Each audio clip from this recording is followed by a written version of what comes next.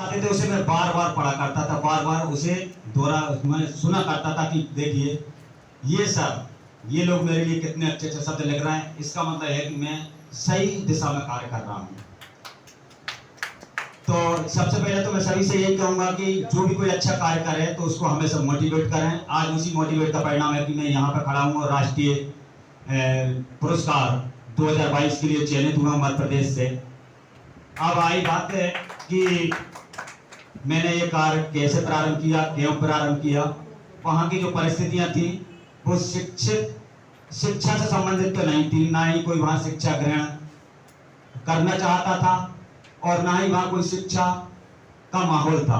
पर मैं शिक्षा से जुड़ा हुआ था, प्राइवेट स्कूलों में कई बार पढ़ाया भी था, कई जगह मैंने प्राइवेट स्कूल पढ़ाकर बहुत अच्छे अच्छे अभिनव कार्य किए भी थे। मऊ पथराई में मैंने 1 साल गेस्ट टीचर के रूप में पढ़ाया, तो पहली बार मऊ पथराई का नाम डाइट की टीम गई थी, सबसे पहली बार और आखिरी बार तारीफ करी थी।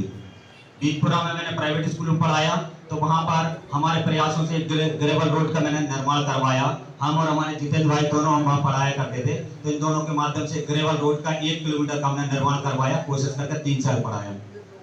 सालेगढ़ में जब मैं पहुंचा तो वहां की स्थिति तो ऐसी नहीं थी कि वहां कोई शिक्षक वहां पढ़ा सके, लेकिन मेरा प्रयास था कि यार यहाँ पढ़ाना है, यदि हमने नहीं पढ़ाया तो ये समाज कभी आगे अपनी मुख्यधारा से नहीं जुड़ पाएगी, और यदि हमने नहीं पढ़ाया तो ये बेचारे वैसे ही बने रहेंगे जैसे पहले थे, वैसे ही बने रहेंगे। भाई हमें शिक्षित हुए हैं, काहे के लिए हुए हैं? समाज को शिक्षित करने के लिए। जब समाज शिक्षित होगा तो ऑटोमेटिक राष्ट्र का निर्माण होगा, राष्ट्र अच्छा मजबूत बनेगा, क्योंकि शिक्षा से ही राष्ट्र का निर्माण होता है। धीरे धीरे करके हमने लोगों को जागरूक करने का प्रयास करा। लोग जागरूक तभी होंगे जब आप 4-5 चीजों का विशेष ध्यान रखेंगे। सबसे पहले सेवा, श्रम, परिश्रम, साहस और समर्पण। इन चीजों को लेकर जब आप काम करेंगे एक साथ, तभी आपके साथ समाज जुड़ेगा, तभी आपके साथ लोग जुड़ना प्रारंभ होंगे। तब तक आपसे लोग जुड़ेंगे नहीं जब तक आप बिल्कुल नियमित नहीं होंगे, जब तक अनुशासित में नहीं होंगे, तब तक लोग आपसे जुड़ना प्रारंभ नहीं करेंगे। तो सबसे पहले तो हमने अपने आप को सुधारने का प्रयास करा।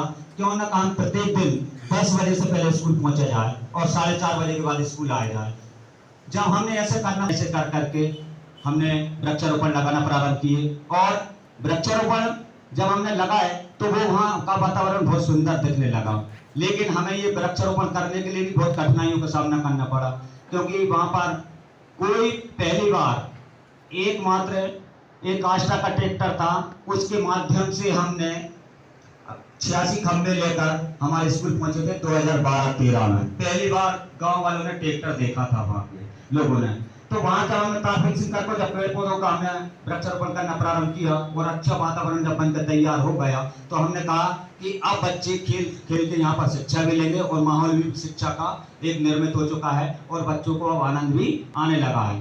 क्योंकि बच्चे हमारे सालेगढ़ के तो थे नहीं, पूरे जंगलों में निवास करते हैं, कोई 2 किलोमीटर से आ रहा, कोई 3 किलोमीटर से आ रहा, और ये सारे बच्चे झाबुआ जिले के भील जाति के लोग थे। क्योंकि वो धीरे धीरे करके हमारे यहाँ इसलिए आने लगे थे कि पढ़ाई का स्तर बहुत अच्छा होने लगा था, तो वो उनका एक रिश्तेदार आया, फिर 2 आए, फिर 3 आए, फिर 4 आए, ऐसे करके 70-80 परिवार वो जंगलों में निवास करने लगे और बस गए। तो वहां से उनको लाने के लिए क्या करा जाए, तो ये पूरा हमने पिक्चर तैयार करके और हमने वो तैयार कर ली। फिर जब बच्चों का वातावरण अच्छा हो गया तो हमने कहा यार बच्चों को और अच्छा रोचक कैसे बना जाए। तो हमने जो सर ने बताया कि दुकान पे मैं बोर्ड लिखा करता था, बोर्ड लिखूं और पता चले वहां पे बढ़िया व्यवस्थित तरीके से ऐसे लगा दे बोर्ड। और बच्चे से हमने कहा जाइए संडे मंडे की स्पेलिंग याद करिए। बच्चा गया संडे मंडे की स्पेलिंग याद करके आ गए। हमने कहा चलो जनवरी फरवरी की स्पेलिंग याद करके आए, तो बच्चे जनवरी फरवरी की स्पेलिंग याद करके आए। हमने कहा चलो जाइए आप और भी चीजें, फूलों के नाम, फलों के नाम, जानवरों के नाम, जो भी हम चारे मन में थे, जो मेरे अंदर ज्ञान था, वो पूरा मैंने ज्ञान अपने ग्राउंड परिसर में बोर्ड लगा कर उसमें कर दिया।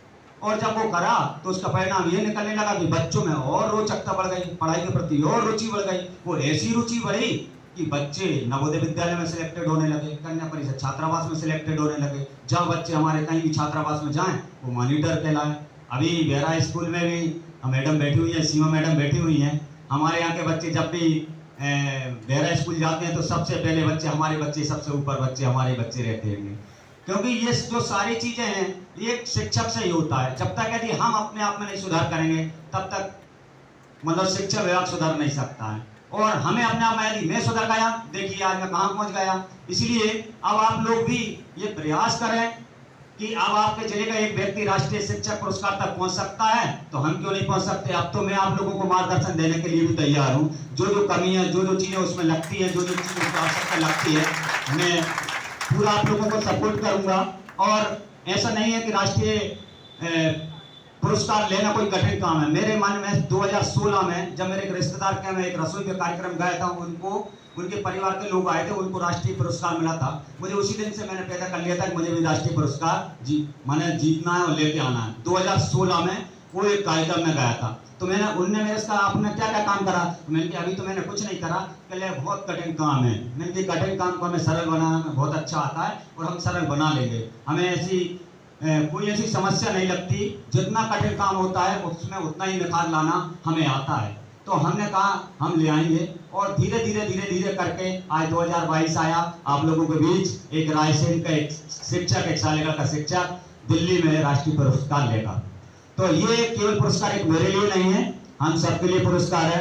और हम सब शिक्षा जगत के एक टीचर के लिए गौरवान्वित करने वाला क्षण है कि हम एक राष्ट्रीय पुरस्कार जीतकर हमारा एक शिक्षक आ रहा है। सभी को मैं बहुत बहुत धन्यवाद दूंगा और सभी से निवेदन करूंगा कि अपने अंदर जागिए, केवल अपने अंदर आपको जागना है। हमें किसी को परिभाषित नहीं करना, किसी को हमें ये नहीं कहना कि ये अच्छा काम क्यों कर रहा है या ये बुरा काम कर रहा है। हमें तो अपने आप को सुधार के काम करना है। लोग तो जब आप अच्छा काम करोगे तो कई कठिनाइयां आएंगी, हमारे बीच में बहुत कठिनाइयां आएंगी।